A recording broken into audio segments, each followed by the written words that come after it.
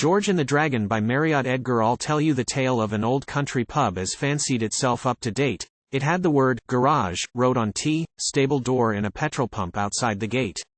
The George and the Dragon were T, name of the pub, and it stood in a spot wild and bleak, where nowt ever seemed to be passing that way except carrier's cart once a week. The carrier's cart were a sturdy old Ford and its driver were known as Old Joe. He had passed pub each week but he'd never been in, its name even he didn't know. One cold winter night, about 1:45, he were driving home over the moor, and had just reached the pub, when his engine stopped dead, a thing it had ne'er done before. He lifted the bonnet and fiddled around and gave her a bit of a crank. When he looked at his petrol he found what were wrong, there wasn't a drop in the tank. He had 8 miles to go and 'twere starting to rain, and he thought he were there for the night, till he saw the word garage wrote on T, stable door. Then he said, "Lizzie, lass, we're all right." He went up to T pub and he hammered at door till a voice up above said, "Hello." It were T, publican's wife. She said, "Now what's to do?" "I've run out of petrol," said Joe. She said, "Who are you?" He said, "Carrier Joe."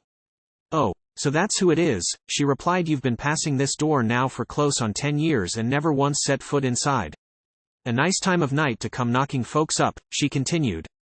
"Away with your truck. You'd best get your petrol where you buy your beer.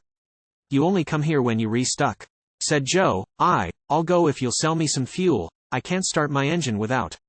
I'm willing to pay." But she told him to go where he'd get his fuel for nowt.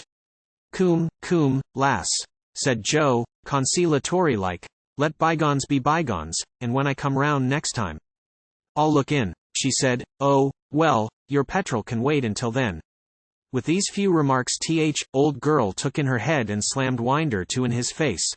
He took a look round and for T, very first time he noticed the name of the place.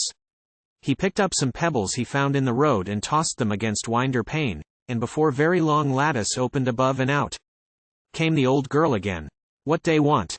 she inquired. And, "Not you," Joe replied, for this treatment had fair raised his gorge. "I see George and T, Dragon's the name on the house, and I'd just like a word now with George."